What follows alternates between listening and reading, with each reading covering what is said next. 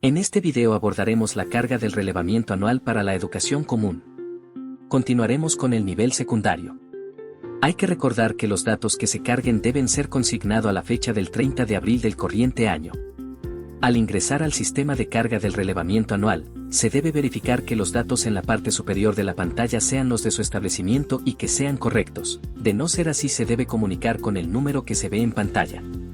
En la sección de carga, que se encuentra debajo de los datos de la institución, contaremos con dos tipos de cuadernillos. Un cuadernillo único donde elevaremos información referida a las características edilicias, y otro tipo de cuadernillo de color celeste donde elevaremos información referida a la matrícula estudiantil y a la planta orgánica funcional. En este video analizaremos este cuadernillo celeste, del cual puede haber como mínimo uno, dependiendo de las ofertas académicas que se brinden en el edificio. Empecemos con la carga de nivel secundario. En la primera ventana debemos completar con datos referidos al plan de estudio de la institución. En esta ventana podremos cliquear en el botón que dice Traer planes del año anterior, para que se autocomplete automáticamente y tendremos la posibilidad de eliminar los que no correspondan. O también podremos elegirlos desde la lista preestablecida que nos brinda la tabla. Solo se debe consignar ciclo básico si es la única oferta del nivel de este establecimiento.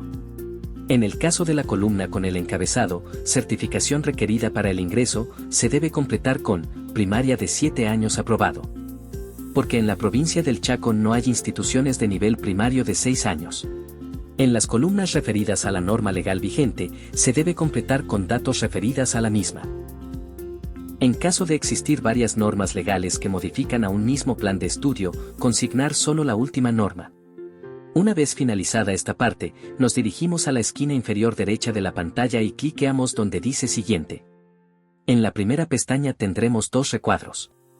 En la primera tabla tendremos la posibilidad de agregar tantas filas como secciones cuente la institución. Y completar con la matrícula y edades de los estudiantes según corresponda. En cada fila deberemos cargar con plan de estudio, nivel, año de estudio, turno. Que en el caso de que los alumnos concurran al establecimiento a la mañana y a la tarde, con posibilidad de permanecer durante el mediodía, se considera turno doble.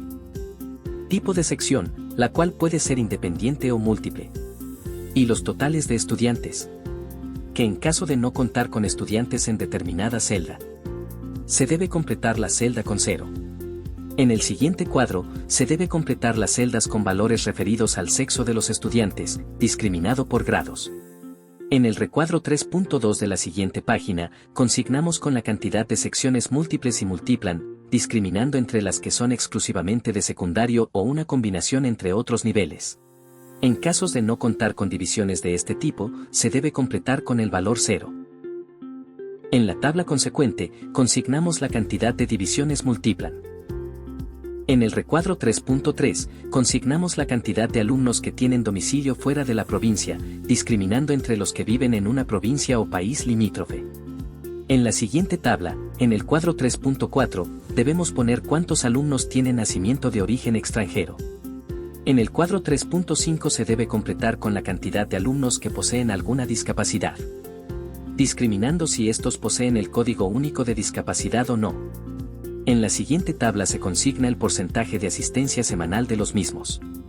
En la siguiente página, en la tabla 3.6 se rellena con la matrícula de alumnos que proceden de centros de detención y la tabla consecuente, con el nombre del centro de detención en caso de que vean alumnos con estas características.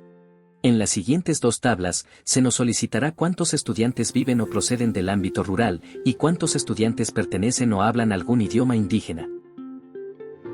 En el recuadro 3.9 se completa con la cantidad de estudiantes que asisten a jornada extendida, entendiéndose esta como la organización de la jornada escolar con una carga horaria mayor a la jornada simple según sea establecida su jurisdicción.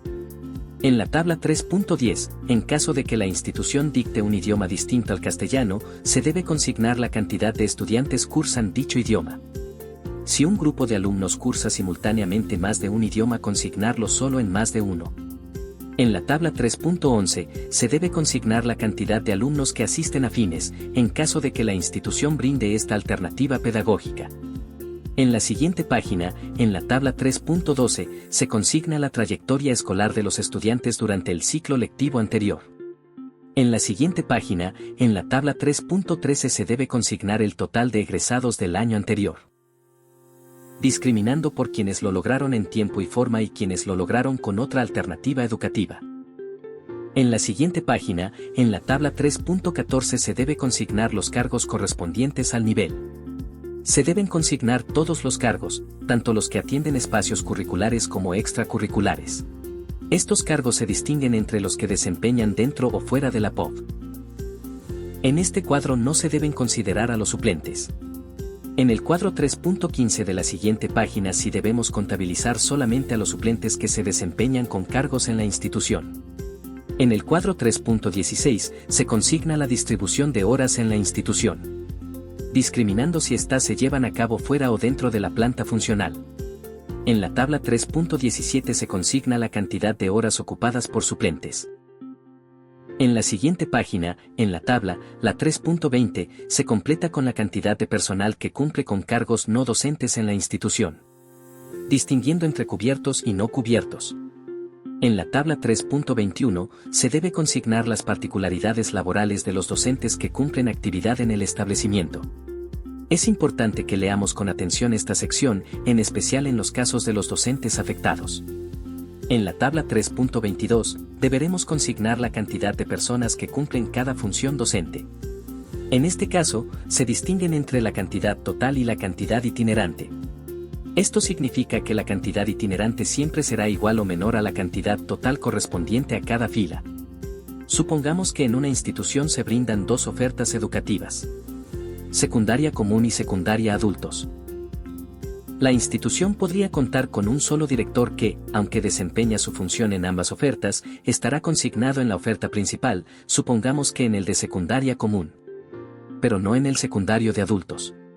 Por lo que, al momento de completar el relevamiento anual, la celda correspondiente a director de la tabla de cargos docentes del secundario adulto quedará vacía, porque ya se lo habrá contabilizado al director en el cuadernillo de educación común de secundaria. Posterior a la carga relacionada a cargos, se debe proceder a completar la última hoja de este cuadernillo, bajo el subtítulo, Otros datos de matrícula. En esta hoja deberemos consignar en la tabla M.1, datos referidos a la matrícula y las secciones. En la siguiente tabla se solicita la cantidad de secciones que brindan varias ofertas o son multinivel. En la tabla M.2 se consignan la cantidad de estudiantes que ocupan los albergues de la institución, en caso que el edificio tenga. No siempre será el total de la matrícula. En la tabla M.3 se consigna la cantidad de alumnos que son beneficiarios de la atención alimentaria gratuita. En la tabla M.4 se consigna la cantidad de estudiantes que reciben atención domiciliaria u hospitalaria durante el ciclo lectivo anterior. Y por último, en la tabla M.5 se consigna la cantidad que poseen algún tipo de discapacidad física o trastorno intelectual. Para finalizar la carga de un cuadernillo y emitir la declaración jurada es necesario constatar que la carga esté completa y correcta en la pantalla lista de cuadernillos. Oprimir el botón verificar para que el sistema analice las consistencias generales. Si no encuentra errores, el cuadernillo pasará al estado verificado. Para cerrar definitivamente la carga del cuadernillo, oprimir el botón confirmar.